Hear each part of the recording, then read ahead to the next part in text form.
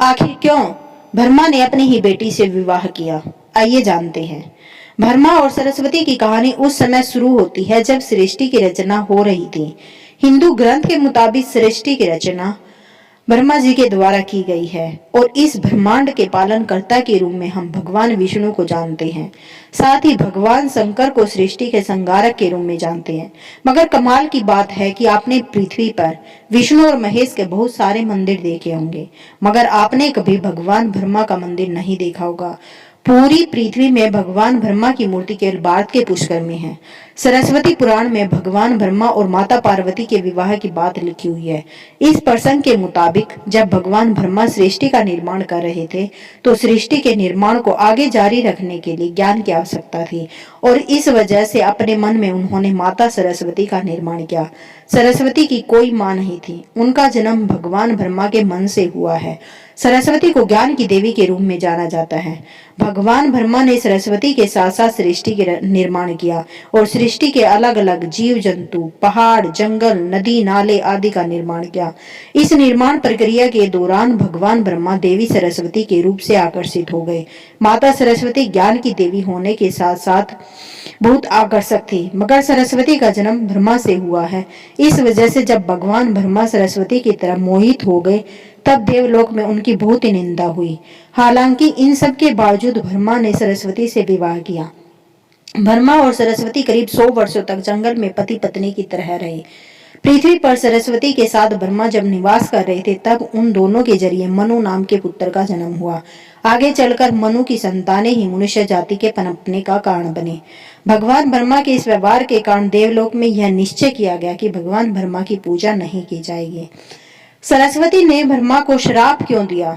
आइए जानते हैं। सरस्वती पुराण में बताया गया है कि भगवान ब्रह्मा ने सरस्वती को अपने मन से उत्पन्न किया था और माता सरस्वती की खूबसूरती पर मोहित हो गए थे। जब माता सरस्वती इस बात को समझ गई तब भगवान ब्रह्मा की नजर से बचने के लिए वो रूप बदलकर धरती पर आ गई, मगर ब्रह्मा जी ने हार नहीं मानी और माता सरस्वती को खोज निकाला।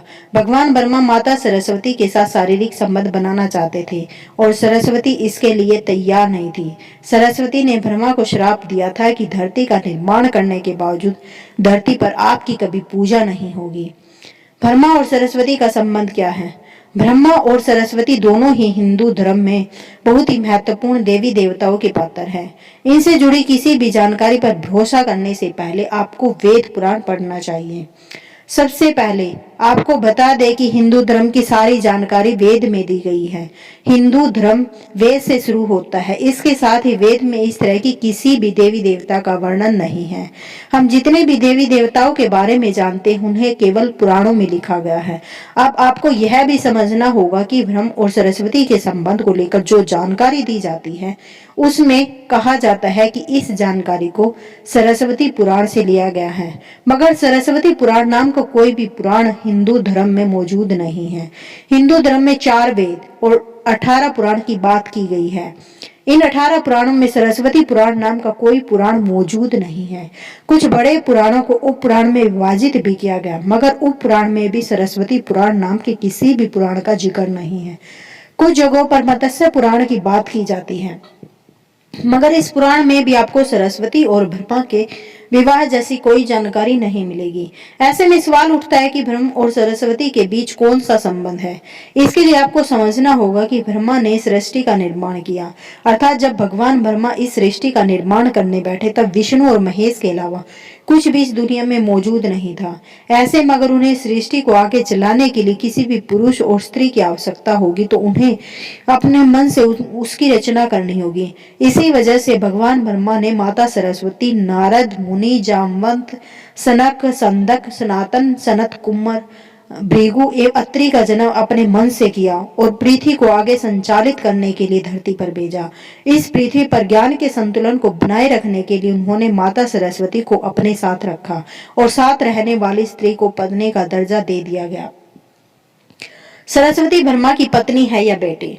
आइए जानते हैं। अगर ब्रह्मांड में मौजूद हर चीज की रचना भगवान ब्रह्मा ने की है तो बेटी हो या पत्नी, दोनों की ही रचना भगवान ब्रह्मा के ही द्वारा संभव थी। भगवान ब्रह्मा को अगर किसी के साथ विवाह करना था तो इसके लिए भी उन्हें किसी का निर्माण अपने मन से करना पड़ता और उनके मन से उत्पन्न होने के कारण उनका रिश्ता बेटी की तरह भी लगाया जाता है।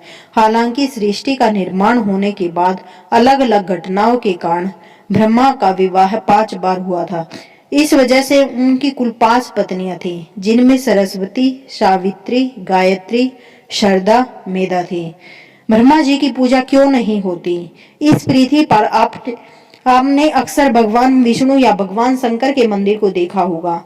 आपने कभी भी भगवान ब्रह्मा के मंदिर को नहीं देखा होगा। आपको बता दें कि राजस्थान के पुष्कर में भगवान ब्रह्मा का एक मंदिर है। वह मंदिर तीनों झीलों से घिरा हुआ है। प्रचलित कथा के मुताबिक सृष्टि का निर्माण करने के बाद वज्रनाश नाम के एक राक्षस ने धरती पर खूब उत्पात मचा था। जब इस राक्षस ने भगवान ब्रह्मा के साथ दुर्व्यवहार शुरू कर दिया, तब ब्रह्मा जी ने वज्रनाश का वध कर दिया और इस दौरान उनके कमल के 3 टुकड़े धरती पर आकर गिरे, जिससे बड़े बड़े झील बन गए।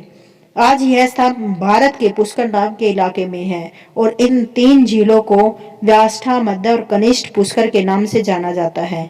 इन झीलों के निर्माण के कारण वहां पर एक यज्ञ करवाने का निश्चय किया गया। इस यज्ञ में साक्षात भगवान ब्रह्मा बैठने आए थे, मगर एक यज्ञ या पूजा पाठ में पति को पत्नी के साथ बैठना होता है।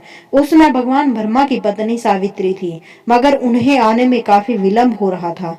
बहुत देर इंतजार करने के बाद पूजा का मुहूर्त खत्म होने से बचाने के लिए भगवान विष्णु ने एक सुझाव रखा कि ब्रह्मा जी की शादी इस पूजा के दौरान कर दी जाए। इस विचार पर सहमति दिखाते हुए नारद मुनि ने गायत्री नाम की एक स्थानीय लड़की को भगवान ब्रह्मा के साथ विवाह करने के लिए मना लिया।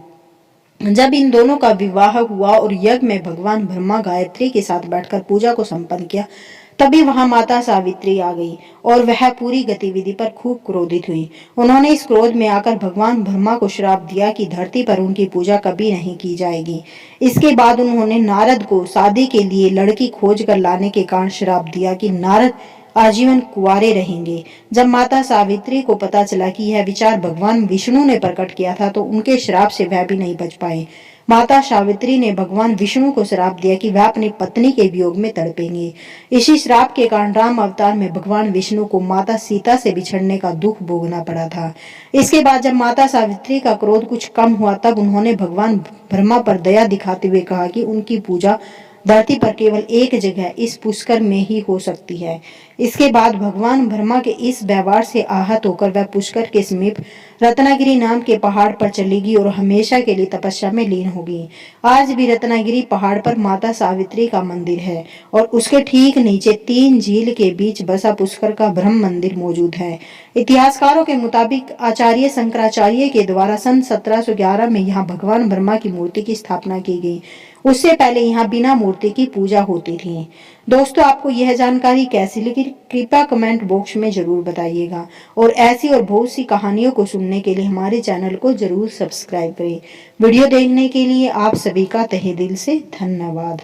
राधे राधे। मिलते हैं अगली वीडियो में इंटरेस्टिंग जानकारी के साथ।